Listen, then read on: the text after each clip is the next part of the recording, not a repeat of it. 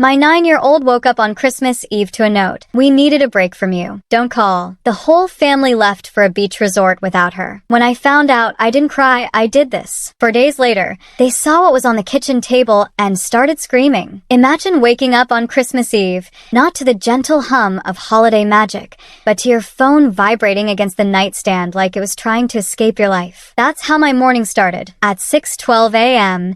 in an anonymous airport hotel room. Too early for anything but emergencies or flights I definitely wasn't on. But then, a whispered word, "Mom," from my daughter Zara, instantly shattered the peace. My heart hammered. "Zara, what's wrong?" Silence. A tiny, shaky breath. And then, the words that hit me harder than any alarm clock.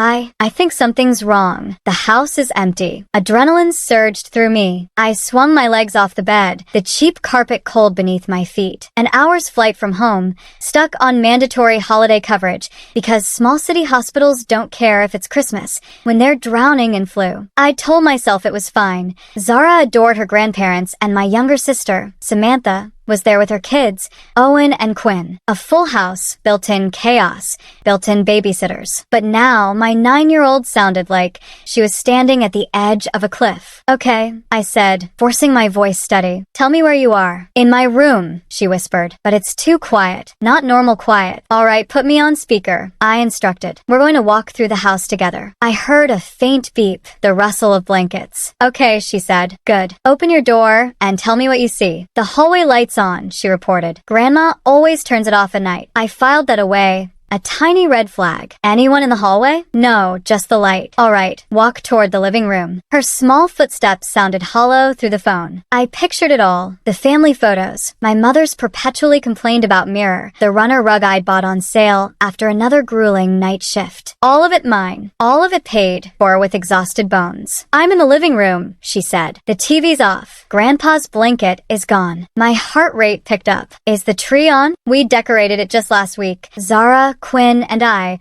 while Owen pretended to be too cool but still fought for the top ornament. She paused. "Yeah, the lights are on, but there's no coffee cup. Grandpa always has coffee." It was such a small, insignificant detail, but it made my stomach plummet. "Okay," I said. "Let's check the driveway. Just peek through the curtain." She patted over, and I heard the soft hiss of fabric moving. "Mom," her voice shrinking. "Grandma's car is gone. And Grandpa's truck. And Aunt Sam's car, too. Not a quick coffee run, then." I took a slow, deliberate breath. "All right, remember they were talking about leaving early for the beach resort? Maybe. They just left without me," she finished, her voice small. "They didn't wake me up. They didn't say anything." That part lodged in my throat.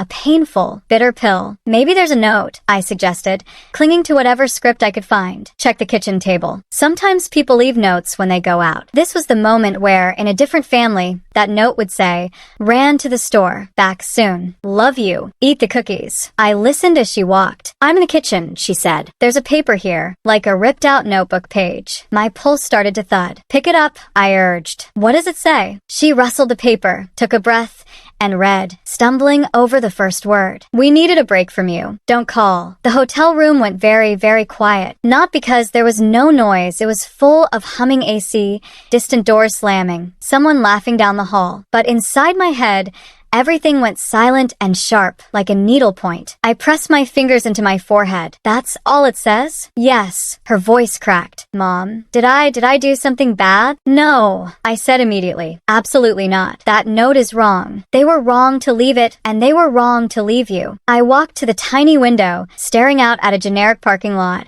just to have something to look at that wasn't my own reflection. "Okay," I said. "We're going to do a quick sweep. Stay on the line. Check Grandma and Grandpa's room." Her footsteps dragged a little now. "Grandma's bed is made," she said after a second. "Her suitcase is gone. Grandpa's, too. There's dust where his boots were." I forced another breath. "Okay, check Samantha's room." She walked down the hall. A pause, then. "Her suitcase is gone, too. And the kids' stuff. Owen's Switch isn't here, and Quinn's unicorn is gone." A tiny inhale. "They always take those when we go somewhere." Of course, they took Quinn's unicorn, but not Zara. I sank onto the edge of the bed, because if I didn't, I was going to fall. "All right," I said. "I'm going to try calling Grandma. Stay on the line with me. Just be quiet for a minute." I muted Zara and dialed my mother. straight to voicemail. My father, voicemail. Samantha, voicemail. Not even a ring. Not even a half-hearted, "Sorry, can't talk right now." I unmuted Zara. "Okay, I'm still here." "I knew it," she whispered. "They went to the beach without me."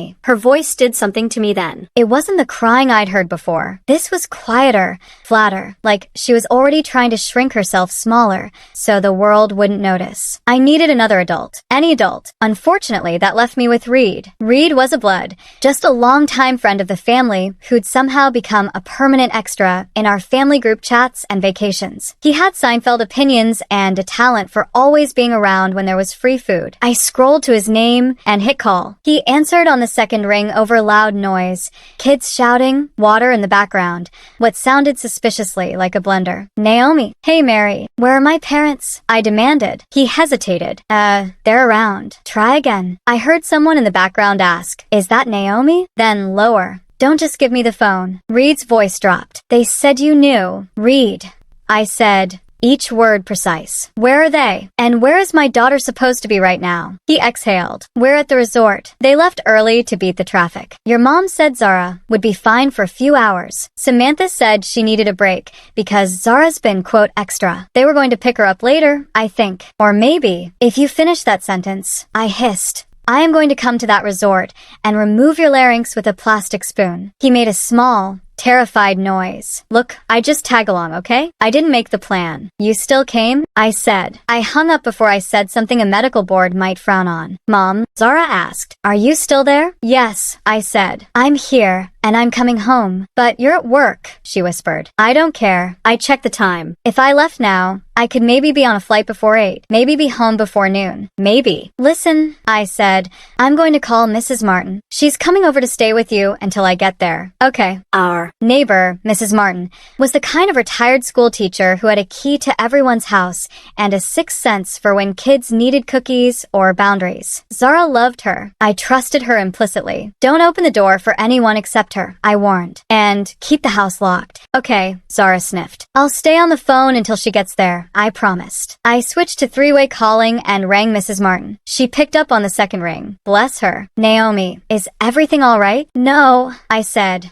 "But it will be. I need a favor. Big one." I explained in 3 rapid sentences. Her voice sharpened with each one. "I'll be there in 5 minutes," she declared. "Zara, sweetie, I'm coming right now. Don't be scared. You're not alone." "Okay," Zara whispered, and when I heard the front door open on Zara's end and Mrs. Martin's voice in the background, some small, clenched part of me finally unclenched. I pulled up the airline app with shaking hands. The earliest flight home left in an hour and 40 minutes. The hospital had booked me into a hotel near another city's airport, not ours. So I still had about a 45-minute drive to get there. In other words, no margin at all. I booked it anyway. Holiday pricing, last minute, one way. My phone buzzed with the confirmation, and my bank account quietly panicked. I yanked clothes on, shoved my things into my carry-on, and left half my life strewn across the hotel room. Housekeeping could keep the moisturizer and the dignity. "Zara," I said, switching back to her call as I ran through the hallway. "I'm on my way to the airport right now. Mrs. Martin is there with you, right?" "Yeah," she said. I could hear the TV murmuring in the background. Cartoons turned up too loud. "She's making hot chocolate." "Good," I said. "Stay with her. I'll call from the airport." Traffic was already building on Christmas Eve, everyone going somewhere they actually wanted to be. My leg bounced as we inched forward. By the time I arrived at the airport, my heart had been hammering for so long it felt like background noise. I sprinted through the terminal,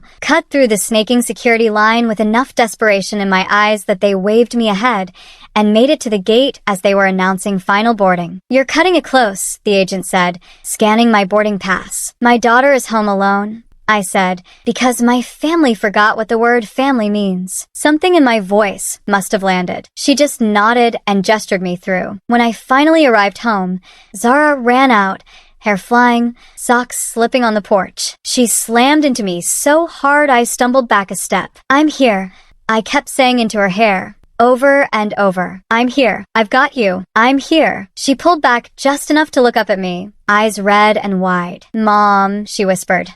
Did I do something wrong? There are moments in medicine where you know instantly that if you screw up even a little, someone dies. This felt like that, except the patient was my kid's sense of being wanted. I cupped her face in my hands. No. You did nothing wrong. They did. The note is on the kitchen table, Mrs. Martin said quietly. I haven't let her look at it again. I took the note, read it with my own eyes. We needed a break from you. Don't call. They hadn't even bothered to sign it. My parents, my sister, the people who'd wept when she was born, fought over who got to hold her first, called her our little miracle every time she coughed. I folded the note and slid it into my bag. Evidence. Souvenir. I didn't know yet. I slipped the note into my bag and held Zara a little tighter. They had no idea what they'd set in motion. And in 4 days, they'd walk into that house and regret everything. It didn't start with the note on the table. Oh, how I wish it had. I wish there had been one big, dramatic moment I could point to and say, there, that's where everything cracked. But things like this don't break at once. They wear down slowly,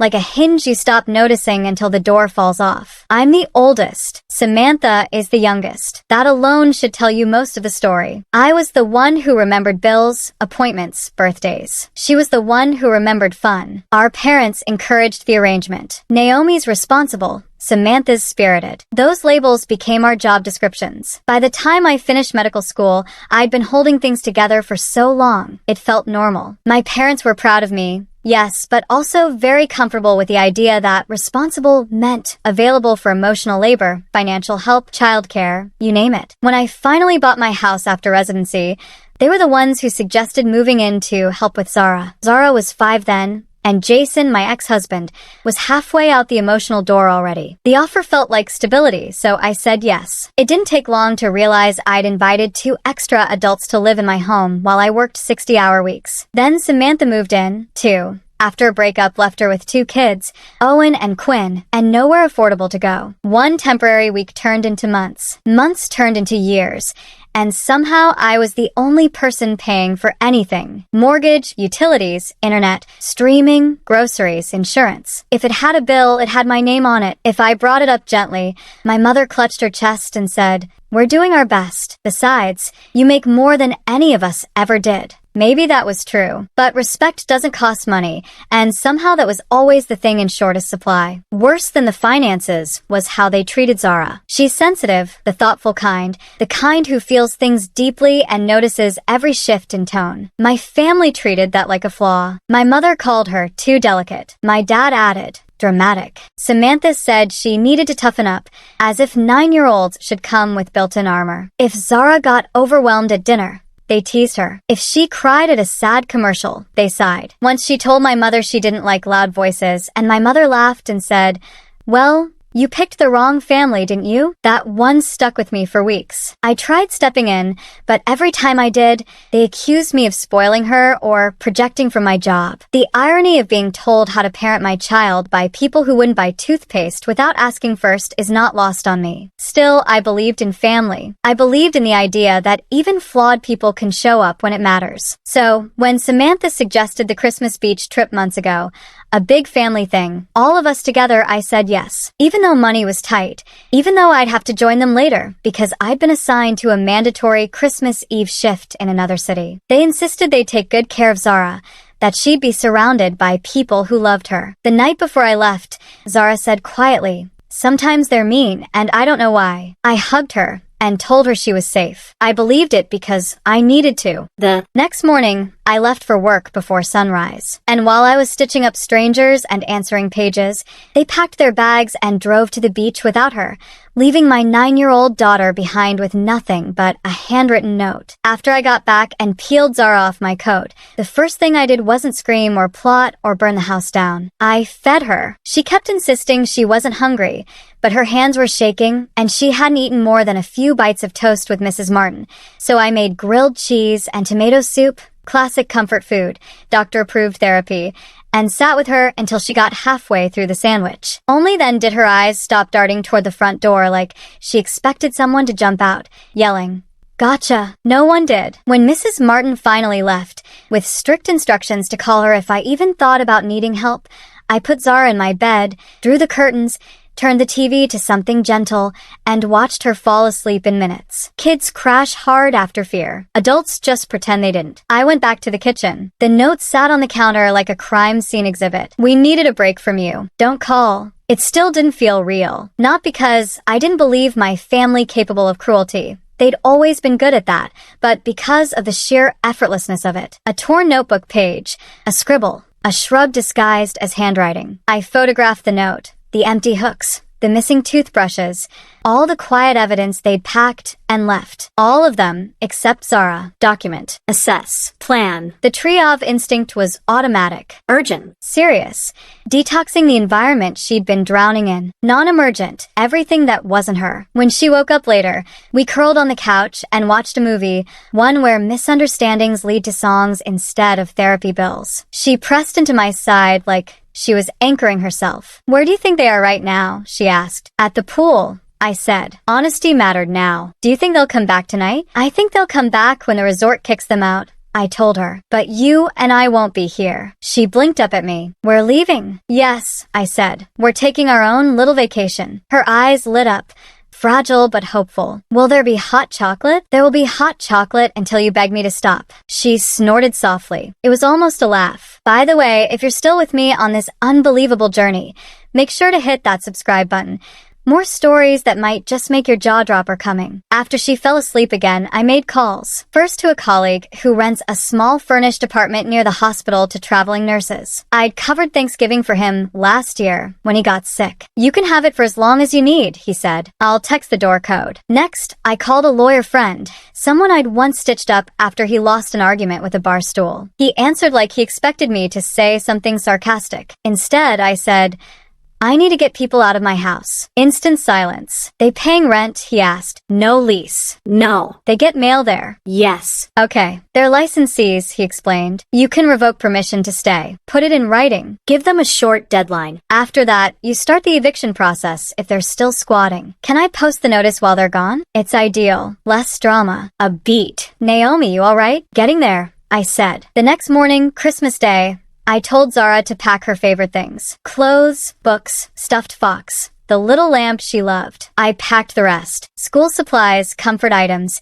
the drawings she taped to her wall. We're not coming back? She asked. We are, I said, but not with them. Her lip wobbled. Like the note. No, not like the note. They left you to get a break. I'm taking you to get safe. She nodded slowly, and we loaded everything into my car. Then came the last step. I walked the house one final time. I didn't touch their sentimental junk or strip their rooms bare. I didn't throw anything out the window. Tempting. I didn't retaliate. I just printed 3 copies of the notice. Effective immediately.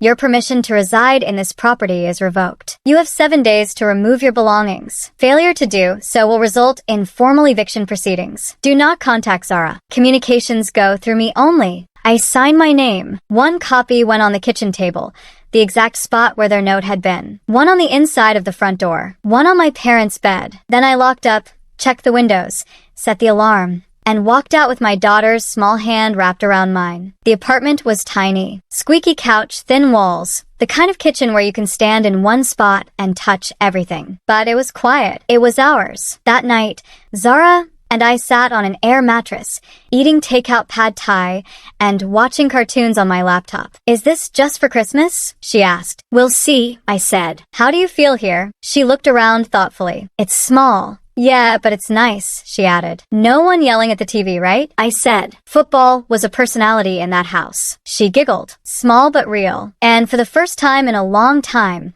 the silence felt peaceful instead of dangerous. Somewhere hours away, my family was probably complaining about overpriced poolside drinks and sunburn. I didn't care. For the first time in years, I could hear myself think, and Zara could breathe. They came back 4 days later. I knew the moment it happened because my phone started ringing over and over again, not just once or twice. The kind of calling pattern people have when they're panicking and want you to fix something for them. I didn't answer. Zara and I were sitting at the little table in the apartment coloring together. She wasn't talking much, but she didn't look frightened anymore, just tired. And she kept glancing up at me every few minutes, checking that I was still there. My phone buzzed again. This time, I answered because I needed to hear their voices, not rely on imagination. It was my mother. Naomi, she said, breathless. Where are you? Where is Zara? Why is the house empty? I kept my tone steady. She's with me. She's safe. There was a small, stunned pause,